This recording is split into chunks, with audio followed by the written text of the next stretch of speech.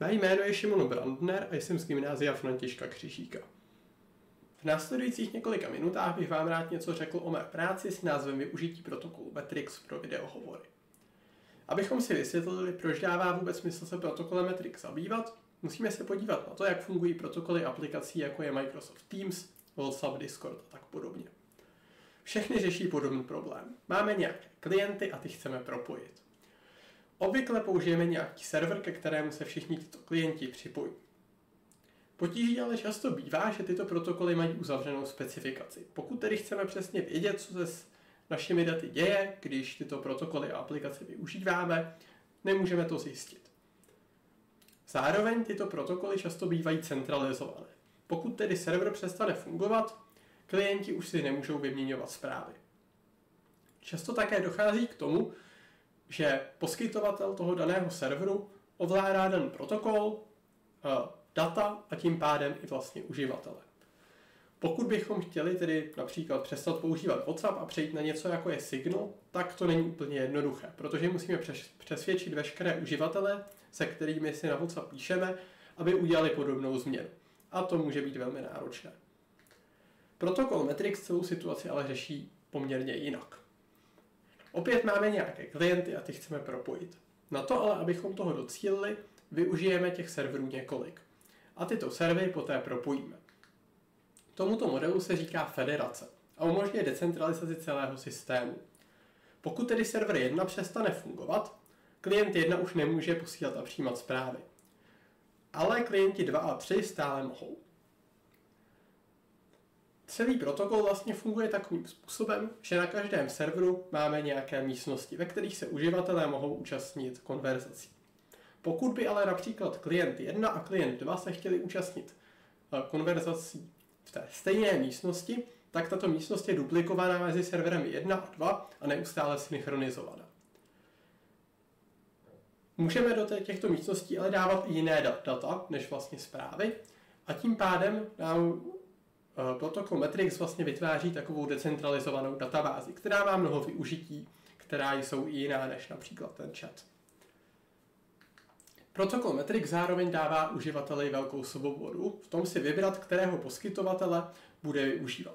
Podobně jako je to u e-mailu, kde můžeme používat například Gmail, někdo jiný může používat Outlook, ale stále si e-maily posílat můžeme.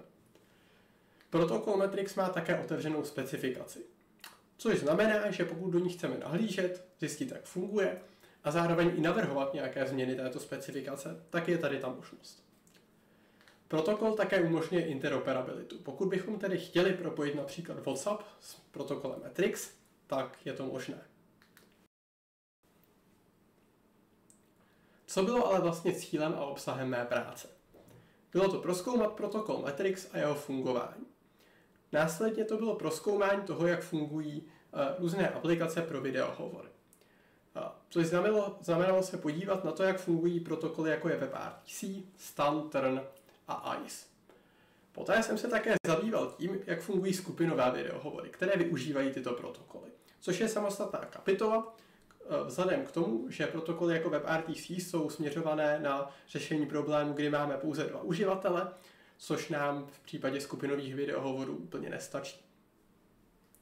V praktické části jsem se poté zabýval tím, že jsem implementoval funkci Breakout Rooms, kterou pravděpodobně všichni známe z aplikací jako je Zoom nebo Microsoft Teams, do aplikace Element Call, která využívá právě protokol Matrix. To znamenalo navrhnout nějaké doplnění specifikace tohoto protokolu, k čemu jsem přistoupil následovně. Pokud máme nějakou místnost, ve které probíhá hovor a chceme vytvořit ty jednotlivé breakout místnosti, tak vytvoříme běžné Matrix místnosti, na které poté z té hlavní místnosti budeme nějakým způsobem odkazovat. Toto řešení má několik výhod. Tak například máme v každé té místnosti jenom jeden hovor, což je značně jednodušší, než když bychom měli v jedné místnosti těch hovorů několik. Tyto breakout místnosti jsou opravdu místnosti z pohledu protokolu. A to znamená, že v těch jednotlivých místnostech máme kontrolu například nad zprávy toho, kdo se může připojit, kdo se může účastnit hovoru a kdo může posílat zprávy. Zároveň toto řešení funguje i pro jiné případy, než když máme nějaký videohovor. Vlastně můžeme mít breakout místnosti bez toho, aby vůbec k nějakému volání docházelo. Poté, co jsem navrhl toto doplnění protokolu, tak jsem musel tyto změny taky implementovat. To znamenalo upravit Matrix.js SDK, což je knihovna, která umožňuje různým vývojářům, kteří chtějí používat protokol Matrix, aby se nemuseli zaobírat tím, jak přesně detailně funguje a celou situaci jim zjednoduší.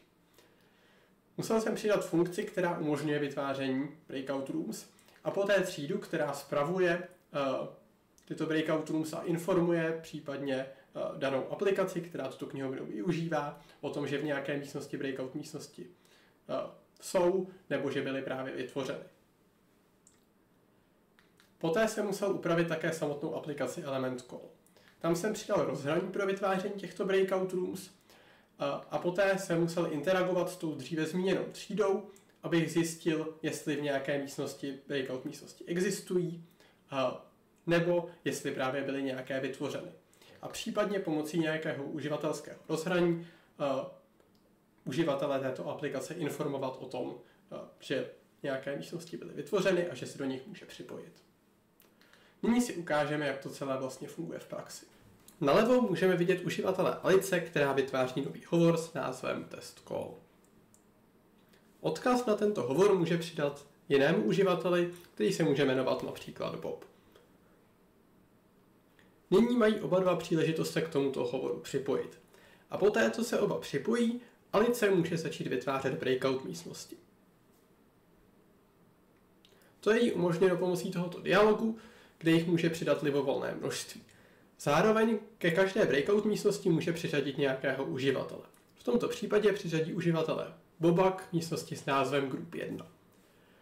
Poté, co jsou breakout místnosti vytvořeny, okamžitě se objeví v uživatelském rozhraní obou klientů. A Bob tedy může vidět, že k nějaké místnosti byl přiřazen. A tak se do ní připojí.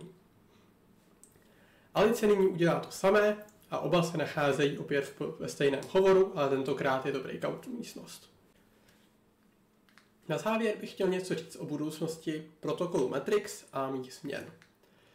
Tak jednak nedávno vešla v platnost legislativa Evropské unie s názvem Digital Markets Act, která nařizuje velkým společnostem, jako je například Meta, aby umožnili v jejich aplikacích interoperabilitu.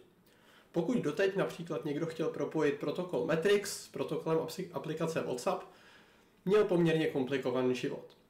Společnosti jako Meta totiž často mění svoje API, což znamená, že je nutné často tyto programy přepisovat a dělat velké změny. Zároveň tyto společnosti často úplně nemají rádi fakt, že by někdo chtěl propojit jejich aplikaci s nějakou jinou aplikací. A tím pádem tyto vývojáře penalizují. Nově ale Evropská unie těmto společnostem nařizuje, aby toto umožnili. A to dává velkou šanci protokolu Matrix se stát hojně využívaným. Co se týče mých změn a návrhů na doplnění protokolu Matrix o breakout rooms, tak zatím nebyly schváleny, protože jiné věci měly prioritu, ale může se to v budoucnu stát. Zároveň, pokud by kdokoliv chtěl tyto změny implementovat ve svých aplikacích, tak může. Pokud by tedy dva vývojáři měli dvě různé aplikace, které by implementovaly můj návrh, tak by neměl být problém, aby mezi sebou mohli komunikovat a vytvářet breakout rooms, do kterých se pak budou jejich uživatelé připojovat. Co se týče začlenění změn Matrix.js SDK a aplikace Element Call do jejich hlavních vývojových větví, tak k tomu zatím nedošlo, protože pro společnost Element Call měly jiné věci prioritu, ale pokud by někdo chtěl tyto změny jakýmkoliv způsobem využít, tak jsou veřejně dostupné. Takže pokud by někdo chtěl napsat vlastního klienta pro protokol Matrix, tak může využít změny z Matrix.js SDK, nebo může rovnou udělat fork aplikace Element Call a využít změny i odtamtud. To je ode mě vše a děkuji za pozornost.